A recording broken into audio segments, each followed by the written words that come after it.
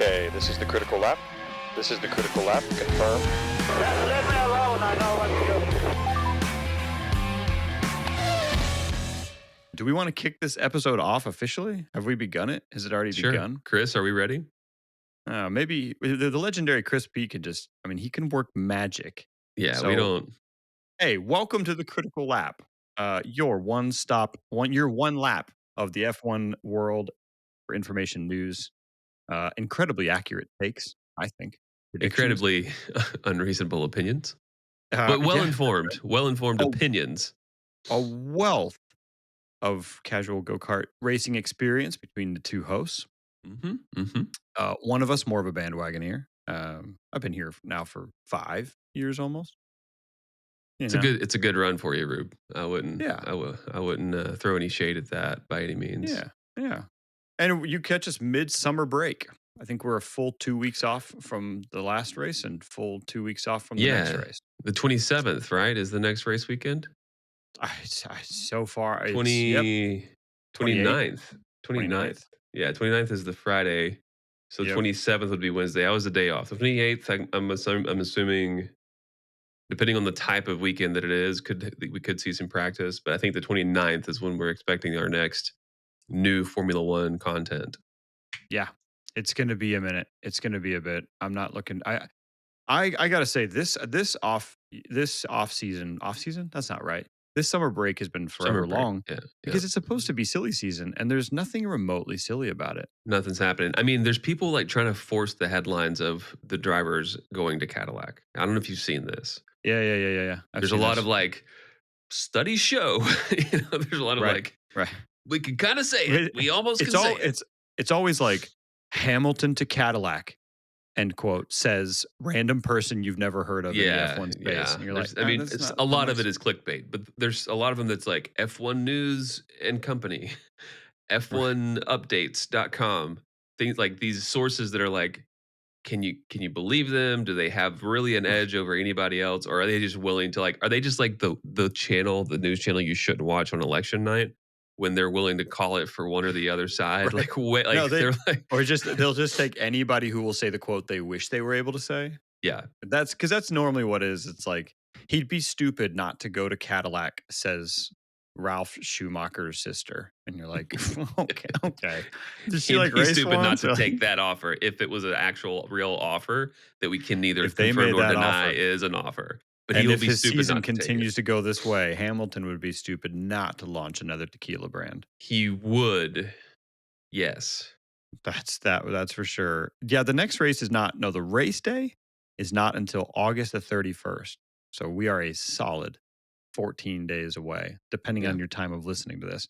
Midsummer break, nothing except Christian Horner leaving Red Bull has really been remotely silly this year. You have to go all the way back to when the Red Bull seats were all hot and they were trying to switch drivers around to really get to anything else interesting. Or Doohan getting bumped.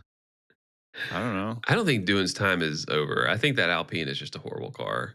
And I think anybody that is looking for a driver and is considering Doohan knows that he was kind of handed a cardboard box with wheels to try to drive. Right. So I was going through a full list of drivers' contracts just to try to get an idea of who actually does have some who has flexibility. A seat next year. Yeah, who does not. Let me just call out for you really quickly the only drivers currently on the grid, or that have been on the grid this year that have open contracts. So first of all, do you want me to count Lance Stroll? Because the actual quote on his is 2025 and beyond.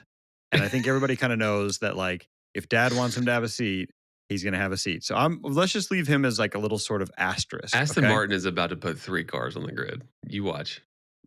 Money's no object. They're going to is there a rule that keeps a team from putting 3 cars on the grid, or is it just prohibitive and that's why they put 2 because it's like the right balance?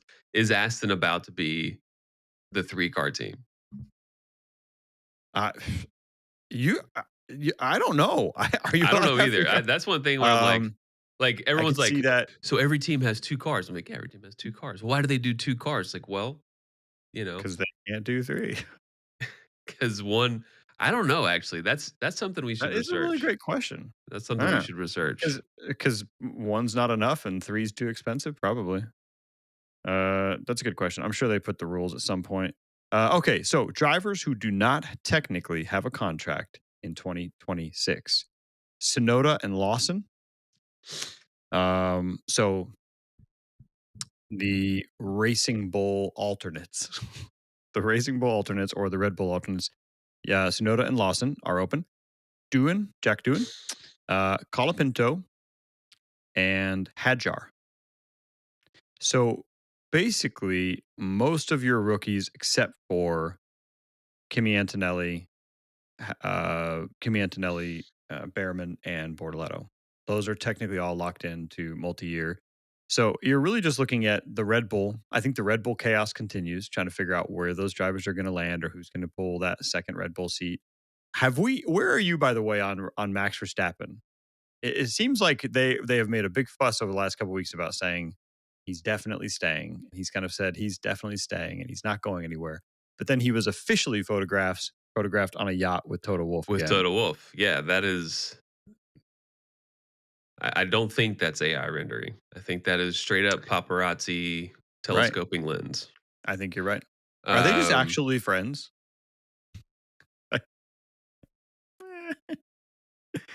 Nah.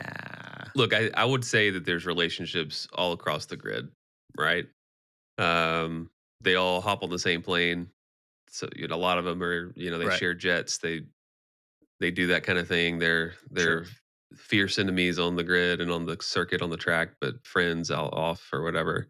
The exception maybe Lewis Hamilton here. I think he's like the less chummy with like that level. The people I saw like, he had peers of his. I don't think he's super chummy with. I think younger guys or team principals he is, Yeah, he had a post on like Instagram of him just like on summer break on a field in front of a mountain hugging his dog.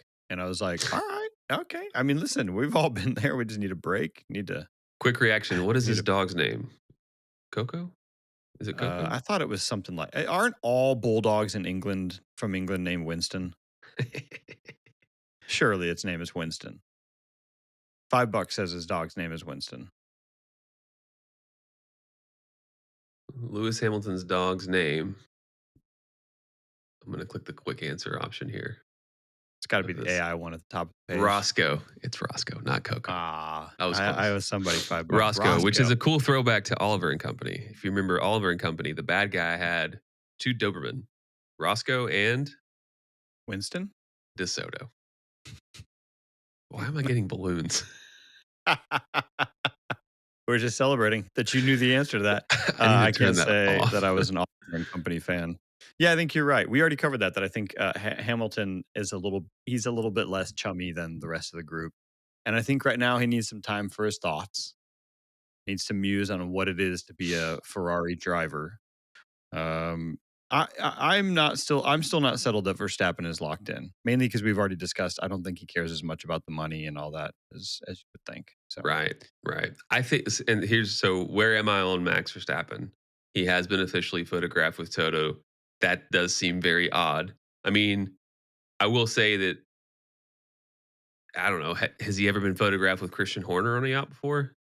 Right? Like, does Max Verstappen fraternize with team principals? Is a question. I think they all do, right? I mean, Christian Horner doesn't strike me as the type who shares his yacht with drivers. Like, I mean, it's not his yacht anyway. It's Ginger's, right? Isn't that her name? I think her name's Jerry Hallowell, but you can call her Ginger. Jerry. And it's probably short for like Gerasandra or something. It's probably not short for Geraldine. I don't know. To be honest, if you kind of think about all the different principles and so forth, I don't feel like there are a lot who hang out on yachts besides Toto Wolff and probably Christian Horner. I don't know. I feel like, what's his name? Utmar Schniefer. Yeah. Schnaudel. The most European sounding name for the most American person. Right. You talking about the old Aston technical director? Old Aston technical director. He strikes me the kind of person who would have a really nice yacht because he just does not strike you as the kind of person who would have a yacht. And He drives all those fancy European cars, and he just seems like the kind of person you'd meet in a Otmar cocktail. Staffnauer. Schnaffauer. Yeah. So okay. So back to this concept. Yeah, What are they doing? What are just hanging Verstappen out, and just Toto talking, doing? I probably think commiserating. that Toto eats, lives, breathes Mercedes AMG Formula One, and I think Toto never stops the game theory. Right? Toto never stops. It's the summer break. He's out there networking. He's saying, Max, this is the world. This is the dream of you at Mercedes. Your fan base would love it. Mercedes, all the higher ups at Mercedes would love it. You're the best driver on the grid right now. We recognize that. Even if maybe in my heart of hearts I like Lewis better, and I think he's the best driver on the grid. Like, he didn't perform. He didn't perform against you in the last couple of years. Is it the car? Was it our car? Was it something else? Doesn't matter. You're the best driver on the grid. You've got the most inertia. Come to Mercedes, and this is what it would look like. Does Toto Wolff think that's Right. a reality or a potential reality or an actual future outcome? I don't think so. But I think Toto's still on. He's always going to be on. Yeah, And if there's Verstappen's even the slightest contract chance of ends Verstappen after to last. come in, say Well, what? yeah, and Verstappen's contract is up next year. So, Well, I mean, think about how I early don't think that Hamilton matters. announced. I think Well, I think I don't know if it Toto's like, matters. look, we can write $100 million check. We can write a $50 million check. We can get you out of your contract. That doesn't matter. We can You get know? this done. My point was just that, yeah, why would he give up that conversation? Think about how early Hamilton announced that he was going to Ferrari, and then he raced an entire another season with Mercedes after that announcement. Yeah. By that logic, Verstappen could settle a deal with Toto in the next few months and announce it in January and still finish out his entire Red Bull contract. Yeah. So Absolutely. I mean, these things they don't come together as quickly as I think people think. So yeah, that wouldn't surprise me if he was hunting him long term to get him. Now, if I'm Toto, I need Max to start day one. I need Max to start day one of new engine regs. Oh, okay. Because I think the thing Toto has today is he's like, hey, we're Mercedes. We're going to be the best at coming up with this engine. We got the engine figured out. Why? Because we're Mercedes, and we got this whole legion of technical if people anyone's going to have it figured out, it's Yeah. probably Mercedes. Ford might be putting their a lot of effort at this because they've got GM with a flagship full blown team on the grid. So Right. Ford is literally Ford versus GM via Red Bull versus Cadillac. So Ford's going to be putting some effort into this. I assume. I think they have to. If not, it's going to look, it's going to have ramifications in their domestic market. Right. So I think that Max has a safe place at Red Bull let's say midterm, because I think Ford's really going to support that. However, if you're a betting person, if you're gonna speculate on who's going to be better, Mercedes or Ford, it's definitely going to be Mercedes on the F1 grid in 2026. Now, could Ford catch up? Could Ford surprise? Could Honda surprise over at Aston Martin? Sure. But that is sort of the theme of the cars next year is how does this power unit actually work? How do we actually make it perform? How do we actually get it to go all out the entire distance of the straightaways? I mean, think about that. That's someone's got to figure that one out. Someone's going to have to figure it out. Mercedes seems okay. So you're saying the big thing there is if I'm Toto and I'm going to try to get Verstappen, I need to get him before it's potentially proved that I didn't figure it out. Yeah. Because your stock is never higher than right now, and the price might never be cheaper than right now. Correct.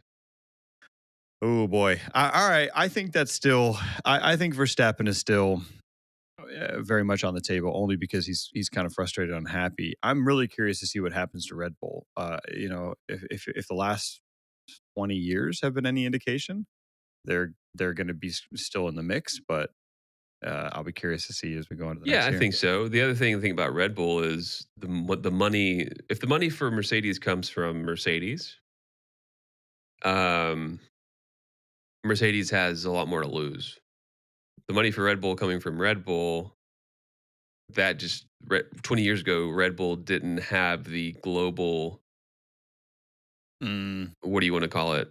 platform that they have now. Right now, Red Bull doesn't need Formula One. Red Bull could delete Formula One from their entire marketing front and probably not see sales suffer that much. They've got they dominate every other cool to watch sport. They made it. I mean, they brought every other cool to watch sport to a screen in front of somebody somewhere in the world. They basically are like, I think Formula One is just like fun for them right now. Now, if it stops being fun for them and it becomes, whatever, they don't win. I don't know if you see Red Bull. I think they think of it as a less of a loss because they're not an automotive manufacturer. Interesting. I mean, that's an interesting thought that I had not kind of considered in terms of like I don't pay a ton of attention to other sports that Red Bull's in, other than it seems like once every few months some platform surfaces a video of somebody jumping out of a I mean, for me, it's like every couple weeks I'm in some storefront or some business where they just have a Red Bull TV on a screen or on 10 screens, and you're just like, man, these Red Bull really makes the notoriety and the recognition for that kind of talent. They really make that market. They put the spectator together with the dude that's flipping a mountain bike off a cliff or whatever. Well, so I think Verstappen is still flexible. I think the odds of him going to Cadillac to join Perez and Horner are waning. There was a lot of that's a joke. That was one of my that was one of our silly season hopes. Did you see that people are continuing to say it's Checo going to Cadillac? Yeah, it's definitely going to be Checo. I don't see any reason to doubt that it's going to be Checo. I've seen Checo a lot. I don't doubt it. It makes a lot of sense. He hasn't really left the grid. He hasn't really been like, all right, boys, I'm out. I'm hanging it up. He's been he didn't pick up another job. Yeah. He hasn't completed a pivot yet, right? He's just sort of on ice for a minute. I've seen Valtteri, which that would be two well-liked, experienced drivers, both with huge profiles, huge brands behind their name. That makes a ton of sense for Cadillac. And honestly, bless his heart, I don't want to say anything not nice about this guy, but the technical director for Cadillac doesn't really doesn't do anything for me. Doesn't really impress me. Okay. I'm trying to remember this guy's name. I just looked it up the other day and then I've forgotten it's already. Like Graham Coleman or something, but that's not it. Yeah. You're right though. It is something like that. So I don't. So for some reason, I don't see Valtteri going to Cadillac. I don't know why he wouldn't. But Hadjar is also going to be out of a contract. I mean, there's going to be some other spots opening up. In theory, unless Colapinto locks in that deal or Doohan, which doesn't seem right. Alpine's going to have an opening and going to be looking for somebody. Alpine needs to find a buyer, not a driver. Fair enough. That's some silly season talk, guys. I wouldn't say that officially. I mean, how long are we going to have to put up with Flavio? Because he seems like somebody that they're not going to progress until they get rid of him. As exciting as it was to think about him coming in, he's not technically allowed to be a team principal because of cheating allegations. Right. He clearly, I'm going to call it right now. It's very clear that Flavio does not have the temperament to be an F1. Not right now. Not in this season. No. His personality, flamboyance, type, whatever you want to call the kind of things that he says on Drive to Survive. Yep. That just doesn't. That's like an old school. It's very 90s. Yeah, that was like the F1 of the past that wasn't like a global sensation and like every person watches it. Right. That was just kind of one of those niche personalities that you're just like, oh, it's crazy. It's crazy over there, those Europeans. And I mean, we have the same thing with NASCAR and IndyCar. Don't get me wrong. There's way more personality, but I mean, that's just like old school racing, old school. This is a deadly sport. It's less deadly. It's less high stakes on a personal level. It's more entertaining. I think it's more. There's just as much of an ecosystem and a storm swirling around everything that's happening. Right. But we just don't need that for it to be interesting. Yeah. No, it just doesn't fit. It reminds me. Of if you watch old 80s and 90s action movies, and there's like a Dirty Harry or something like that, right? And he's just out in the street and there's like bad guys everywhere. And he just has like a 6-shot revolver that just like a cannon. And he's just shooting cars and like, and he's got no fear. There's like no problem.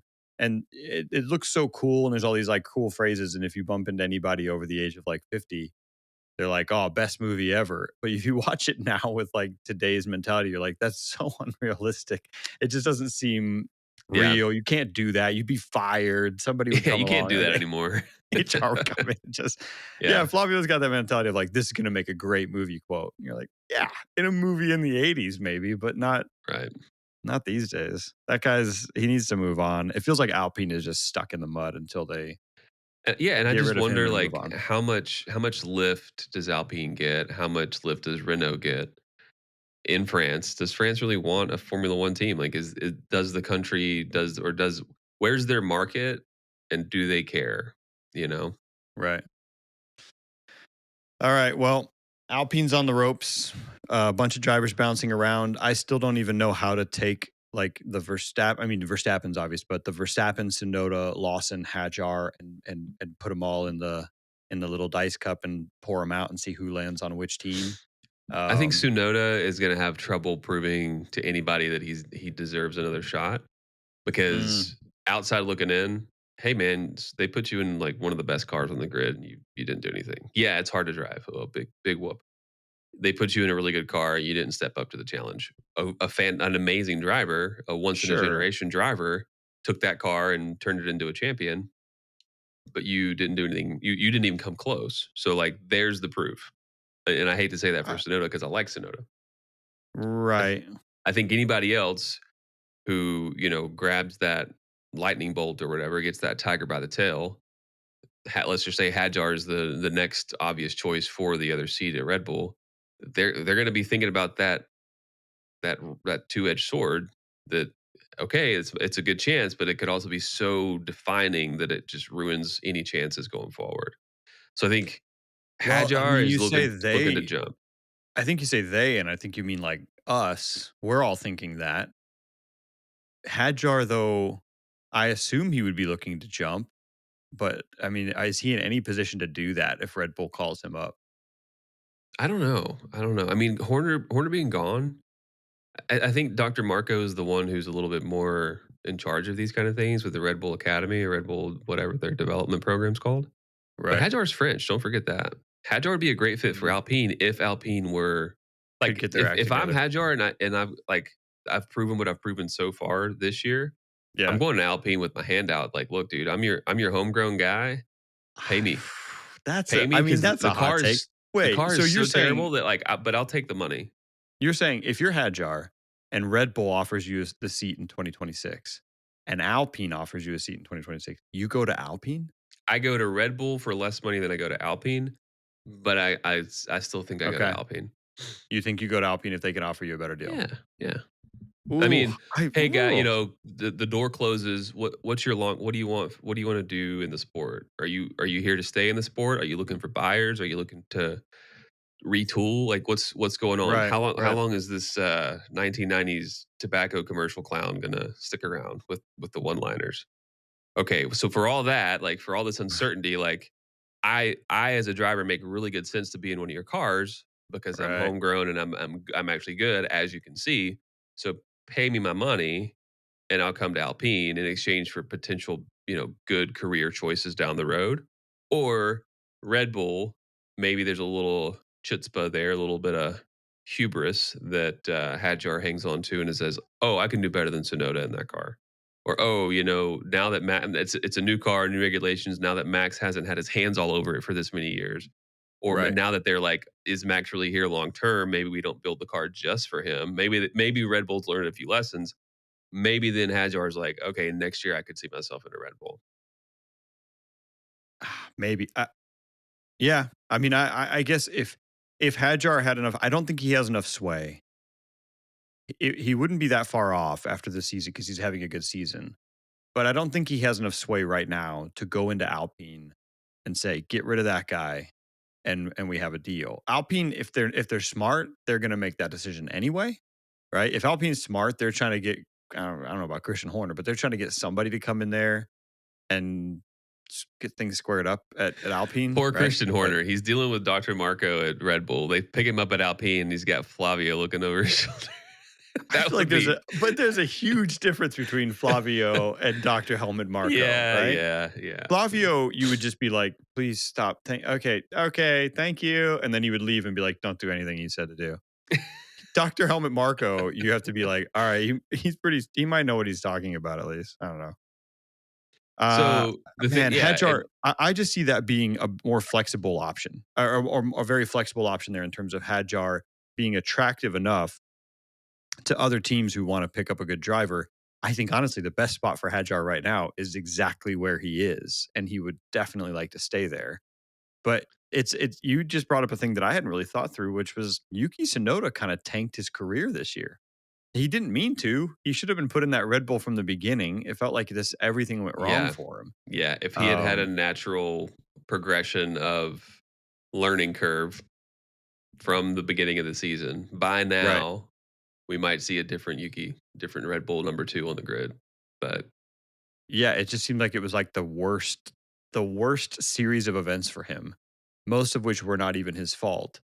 But had he stayed over on the Racing Bulls team, I think he'd be having a pretty good season, and he and Hadjar would be doing fine and killing it. Yep.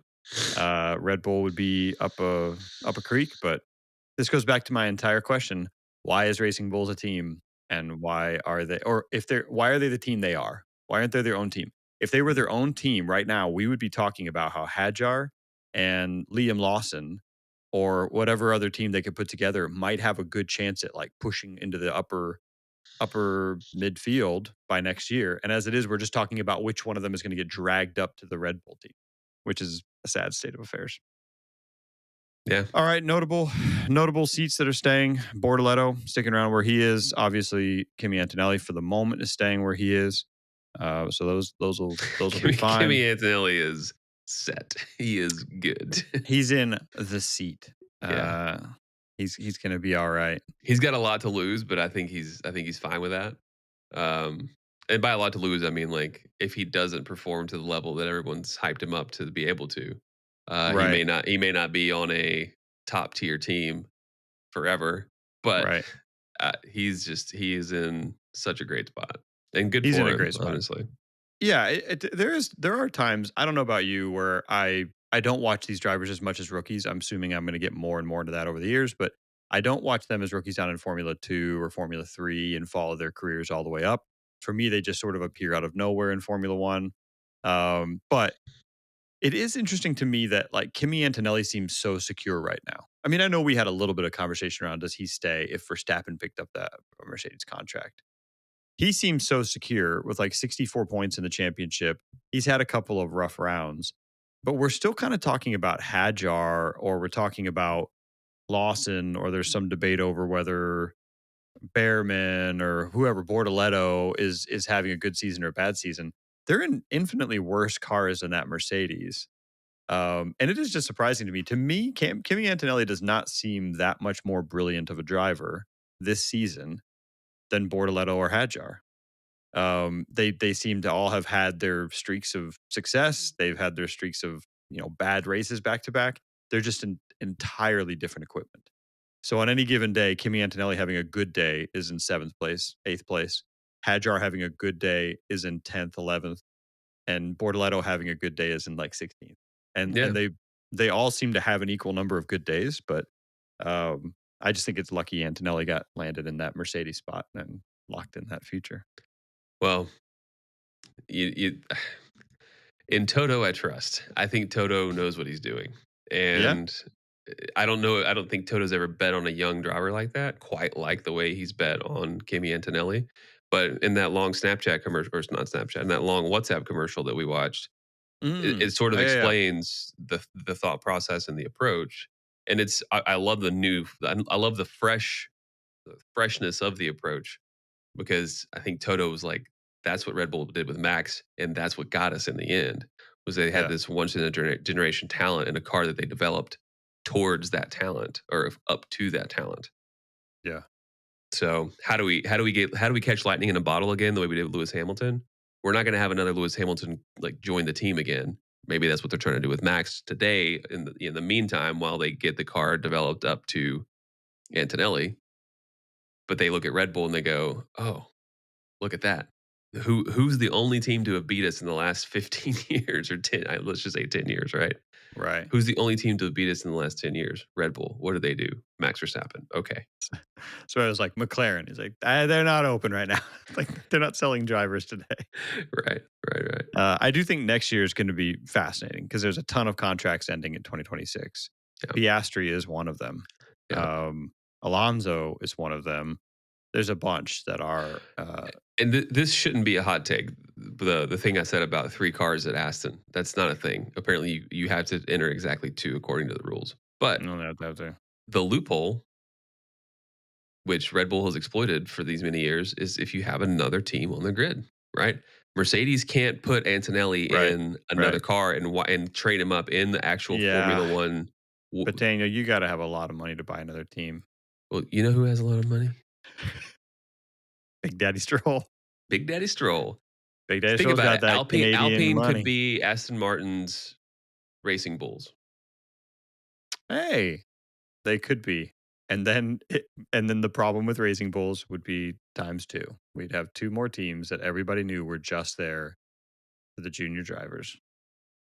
Tis the sport, though. I mean, that would be the most cutthroat $1 billion I'm going to let my son drive move would be to buy an entirely separate team, designate them as your tier 2 team, and then move your son to them. Right? Like that's straight out of like Game of Thrones. Like, son, I'm sending you to Alpine. What? Like No! Yeah. You can't do this. You gotta go watch The Wall for a minute. Protect you gotta go from the White Walkers. Yeah, you gotta go. Hey, listen, everybody's gotta go drive for Alpine at some point. It's your turn. Yeah. All right. Well, here's our hot takes. We haven't even talked about rookies maybe coming in. I'll just one quick reaction as we wrap up here. Will we have a new rookie driver next year, or are we just going to shuffle all the existing? I think no. I think that you don't want to double whammy rookie driver and rookie car. I mean, all the cars are rookies next year, right? Right. So let's get as much experience behind the wheel as we can. I think rookies. I don't think it's a year for rookies. I'm not speaking from knowledge here. I don't know what happened the last time a new set of regs came through. I haven't done the comparison. I don't think there was a wave of rookies coming in 2021 or whatever that was. Right. Not that was a huge change necessarily, but this is a big change. I think that I think the teams are going to want to hang on to experience. I think that's fair. I do think it will be. To be honest, I think the regulation changes can't come soon enough. In that, I'm tired of sort of repeated complaints from Hamilton and Verstappen and others who are just like, "Oh, this is undrivable," or "I don't know this car."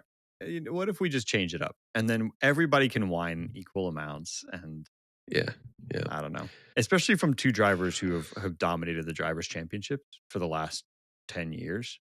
Every championship has been Hamilton or Verstappen, basically. And then the 2 of them tend to be the most whiny about their car today. Like, this car is undrivable. This is a pain. I can't get it figured out. Like, okay, sorry guys. Sorry about that. Sorry you don't like your car this year. Like, next year everybody's going to get a new one and you can chill out and we can just get back to it. Right. Exactly. Everybody figured it out. But, all right. Well, that's it for me. I don't have a whole lot else. Any last quick reactions for me? That's all I got. We've taken a lot of time today. It's been fun though. Appreciate everyone returning and hearing us out. Hey, we're almost there. We're halfway through the summer break. Hopefully you found some things to be interested in. Maybe go get into your football season. Go get ready for the baseball playoffs or whatever it is that you're into. Or if you're like us, just keep hitting that refresh button to see what's happening in the driver world. I would love to be totally wrong. And over the next 2 weeks, the silliest of seasons it turns out like everyone's willing to take a trade on their contract buyouts. So like Verstappen goes to Mercedes and George Russell jumps to Red Bull. And listen, Red Bull has a problem with that second seat. They need something. And if I'm Red Bull, I'm like, Max, we love you, buddy, but that's our best bargaining chip today. Let's fix the driver problem by trading Max out. Think about Red Bull just like goes to Alpine and is like, we will give you max for both of your drivers.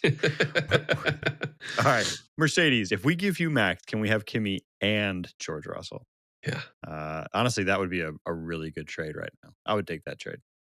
I would take that trade. All right. Well, on that note, thank you for driving us. Thank you for joining us. Thank you for driving with us. Maybe if you're listening and driving, drive safely. Thank you for joining us on the Critical Lap. As always, like, subscribe, and share with a friend. Thanks as always to the legendary pit wall producer Chris P. And we'll see you next time on the Critical Lap. Thanks, Chris. See y'all later.